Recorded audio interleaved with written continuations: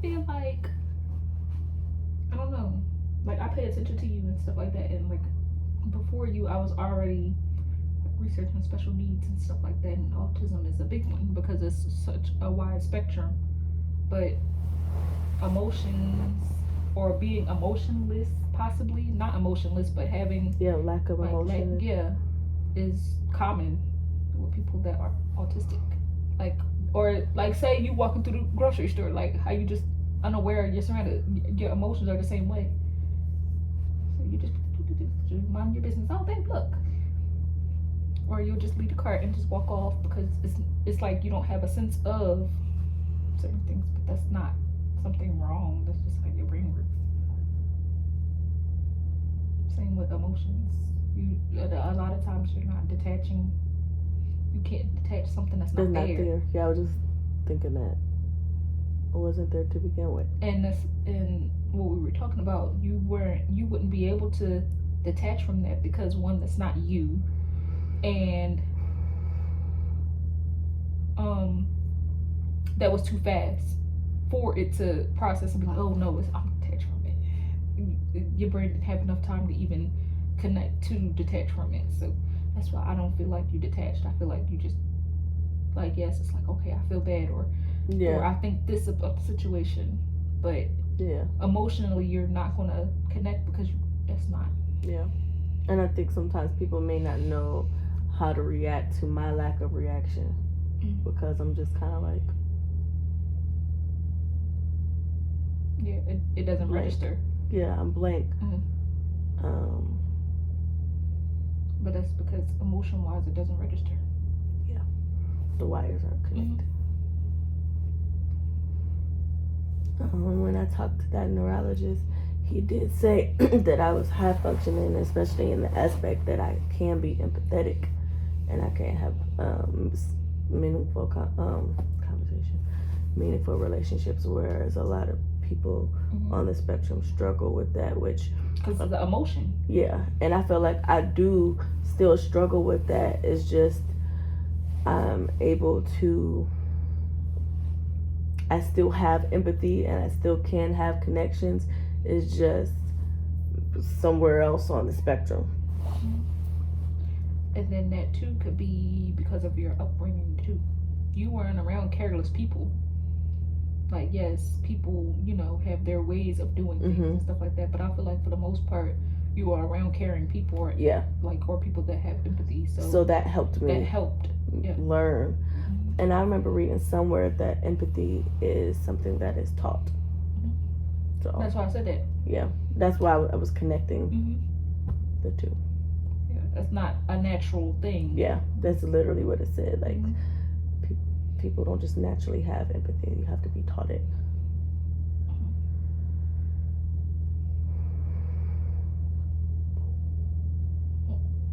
So now, because when I feel like I'm detaching, I kind of like punish myself and feel like I'm doing something wrong. Like, dang it, I'm doing it again. I'm disassociating. Not just because I like disassociation is one thing, but like detaching, like I'm intentionally cutting off my emotions. Like disassociation, like, okay, like say we're having a argument or a debate or something like that, and you no longer want to hear what I have to say or whatever. So you tune me out. That's detaching or disassociating. But for me to tell you something and I'm like, you didn't react, it's because you don't know how. That's different. That's not a detachment or a dissociation. And that could be on either side of the good or the bad. Like, okay, of course, like, okay, I tell you about certain things from school and stuff like that, you're like, oh yeah, I'm proud of you. Like, but if I was to say, like, my goldfish died when I was 5, I was like, dang, that's crazy. But it's like, okay, like, I don't know, like, but I feel like more of the good side is like, I don't know, it could be you, I don't know, I feel like to a certain extent that registers because it's like, it's hard to explain. I think on the good side, I'm good at affirming people, I think. And so I can. That's really I'm excitable, and I'm like, oh my god, I'm so like. That's one of the things. Goal thing. Yes. Like, I'm very goal oriented and salute. That's like, what I was basically trying to say. Like, because it's a good thing. Like, yeah. Okay, you accomplished something. That's good. I yeah. I got that. I know how to do that. Yeah. I can give you praise for that because I understand that. Yeah. But when it comes to certain things, it's like, how am I supposed to react to that? Do I react to that? And I can't connect the feeling. Yeah. Because you don't know. I don't know what feeling with it. I don't know what I'm supposed to feel. I don't know what I feel. But I feel like that's why, like I said, that because that's the only thing, that's the worst thing I compare it to. Well, kind of give an example of, because I haven't been around you to experience anything like really bad, but for the most part, I would say death or whatever. You say you don't do well with death, but you have no choice but to kind of, because you don't, it's no emotion tied to it. But I feel like you probably feel like that's a bad, because you're like, I'm not sad. Why am I not sad? I'm supposed to be sad. That's why I feel like I don't do well with death, because I don't feel sad. And it's not because you like good not like that, but you don't feel sad like the typical person would, because you don't connect like that. And like, yes, you will be sad that you don't get to see that person anymore, but when it comes to like mourning them, I don't think you do that. Not because you don't want to, it's because that's not how you are wired. And I wanted to stop you the other day when you were talking. You were like, I don't do well with that. And I was like, yes, you do. In my head, when you were saying it, I was like, yes, you do. And you don't even know it, because you feel like you're supposed to, be crying over this person like everybody else. But yes, you have probably moments where you're like, oh, I thought about that person, or oh, I'll miss this person, or I'll never see them again type thing. But I feel like for the most part you do good, but that's because you, like, to a certain extent, you don't cry and fall out like everybody else do. I don't have that. Yeah. I do good, and that's a good or a bad. That could be a good or a bad. It's a double-edged sword, but for me, it kind of works in my favor. Yeah. That, because you're not able to tie to that emotionally. Like, how, I'm not gonna say emotionally, because I'm not gonna say like it doesn't hurt or I know what you meant. Away, but that time I didn't take it. Yeah, that time I didn't take it literally. Yeah. So we're gonna do like, I don't feel nothing. Like, that's because you're not supposed to. That's not how it was made. Yeah. Or sometimes I be willing to ask her, what do you think you're supposed to feel? But I just say stuff that helps me, but understand me and not feel like something is wrong with me. That's why I constantly tell you nothing's wrong with you. But I understand, but when I have like these conversations, it gives me something concrete to connect that with. And sometimes I don't say anything right away because I'm still learning you, like as a person and on a mental level. Like, so like sometimes I'll be like, oh no, I that's wrong, or I'll be like, this is like this, like, and I'm like 1 + 1 is 2, and I don't say anything because I'm still learning. Or like sometimes I don't want to, like, say too much or speak before I finish processing what I think or what I feel like is a thing, because I know eventually if I thought it and it's about something like this, it's going to come up again. So I'm like, okay, I'm gonna wait and see how the next situation happened. And if it's a pattern, I'm like, yeah, my thought process was most likely right. But I wanted to say something when you were talking. I think you were rescheduling your appointment or something, and you were talking and you were talking to someone on the phone. I don't know who it was, but you were talking to someone and you were saying like you don't handle death well, and you dissociated or something like that. And I was like, you do, and you probably don't, like, you probably do, like, cut it out your mind or whatever, but I don't feel like you completely like dissociate from it. But who wants to think about the loss of someone over and over again? Like, that's normal, because that's a part of moving on to the next day, stuff like that. So you kind of have to. You can't spend every waking moment thinking about that person that is gone, because you will never move forward. So technically that's not a dissociation, that's a life goes on thing.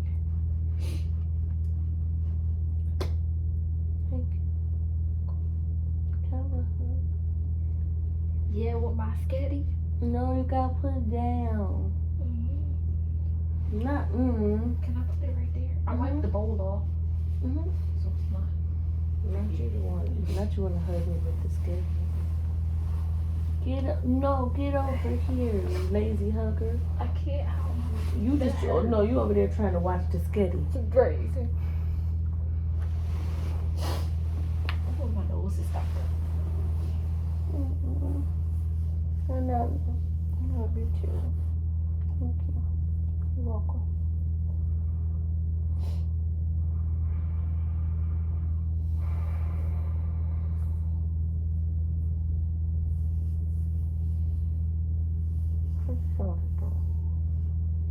I don't know how. I can't help it.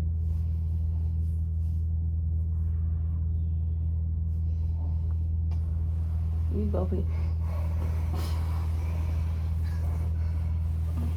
Because I'm congested. Both of us. That's how I sound in all the videos I take of the dogs. I sound like the kid from Hey Arnold.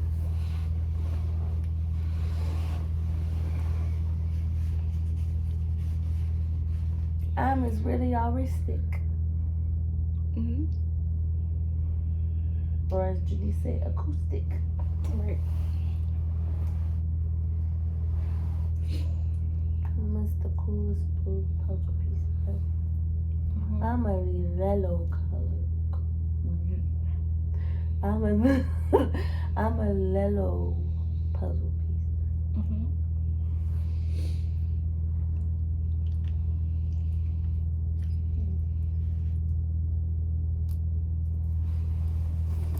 But even without you knowing that you're on the spectrum, there's still nothing wrong with you, because that it's hard to explain, like the traits that you have that make you on the spectrum, or make you be on the spectrum. Those, like, if you take those away, like, okay, you fall into the spectrum because you have so many of the traits, but there are people that have the same traits that are not on the spectrum, because some of these things are normal. I feel like you could have someone that naturally doesn't know how to tie emotions to different things or whatever. That can be a typical person. I don't know, there's different things like comprehension and stuff like that, or people that take things like literal, that can, like, those are all normal things, but they say that you're on the spectrum because you have so many of these in combination with each other. I don't just have, they're not isolated, they're so many of them. So they go down this list like, oh, okay, like that, you don't understand this. Oh yeah, you on the spectrum. That's all that means. You have a bunch of traits that normal people have, you just have more of them.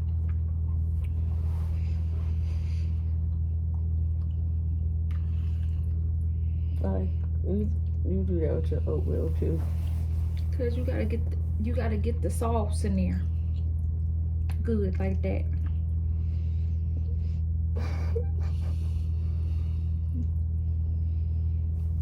She got sketty. Let's go show the fork of the sketty. This is a vegetable sketty.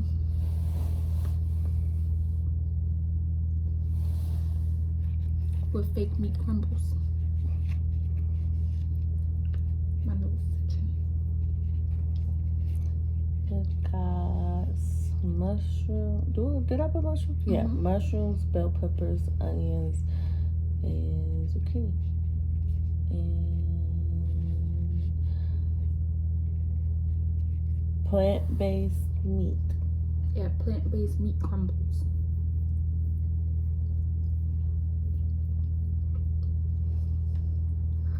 I wish y'all could see her little smile. It's so cute.